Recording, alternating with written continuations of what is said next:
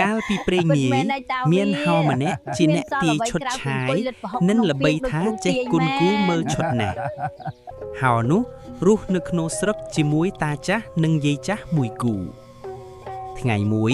តាចាស់និងយាយចាស់បាននាំគ្នាទៅនេសាទត្រីនៅបឹងក្បែរភូមិរបស់ពួកគាត់ចាតាវា ឲ្យតែបានត្រីធំមកខ្ញុំនឹងធ្វើម្ហូបឲ្យផ្អែមមាត់ នៅថ្ងៃនោះពួកគាត់ចាប់បានត្រីរស់មួយក្បាលហើយក៏បានទុនសាយលងទឹកមួយផងដែរ ក៏ខើយកុំសង្ឃឹមថាព្រោះរួចពីដៃអញឲ្យសោះអាត្រីនេះមើលចោះដូនវា ត្រីរស់នេះធំមែនតែនស្អែកនេះយើងច្បាស់ជាបានហូបឆ្ងាញ់ហើយ តាវាមើលនឹងណមានទន្សាយមួយក្បាលកំពុងលងទឹកអាណិតវាណាស់តាវាអើយ មកអីចេះមកអាទសាយកុំភ័យឯណាកុំភ័យអញជួយឯងហើយ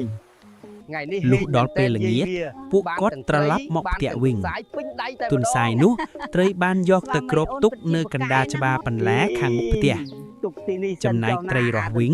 ត្រីបានដាក់ក្នុងទ្រុងបណ្ដែតទឹកទុកក្នុងត្រពាំងជិតច្បារបន្លែក្បែរកន្លែងទុកទុនសាយនោះដែរ ទ្រុងនេះចុះ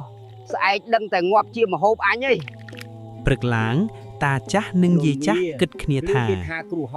យើងទៅរកហៅឲ្យទាយមើលថាព្រឹកនេះយើងនឹងបានម្ហូបអ្វីបរិភោគបើហៅនោះទាយត្រីមែនតែន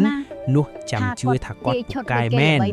ព្រោះយើងមានត្រីរស់មួយនិងទុនសាយមួយបំរុងជំរាបសួរលោកគ្រូសម្រាប់ព្រឹកនេះហើយសូមលោកគ្រូជួយទាយមើលតើព្រឹកនេះខ្ញុំបានអ្វីហូបដែរព្រឹកនេះតាយាយឯងមុខជាបានតែលិតប្រហុកក្នុងពាងប៉ុណ្ណោះ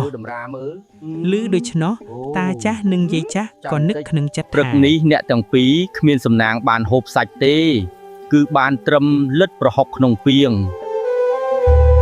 តាលូកដៃចាប់ត្រីយកមកក្រៅតែត្រីនោះបំរាស់ខ្លាំងរូតលោតចុះត្រពាំងបាត់ទៅតាក៏ប្រញាប់ទៅយកអង្រុតដែលគ្របទុនសាយនោះមកដេញរត់ត្រីវិញតែពេលដកអង្រុតឡើងទុនសាយក្នុងនោះក៏ភ្ញាក់ផើរត់គេចចូលព្រៃបាត់ទៅទៀតពេលនោះទើបតាចាស់និងយាយចាស់ភ្ញាក់ខ្លួននឹកឃើញថាហៅនោះពិតជាទាយឆុតមែន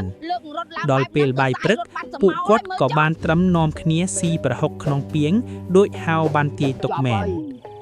ចាប់តាំងពីថ្ងៃនោះមកតាចាស់និងយាយចាស់ក៏ជឿជាក់ថា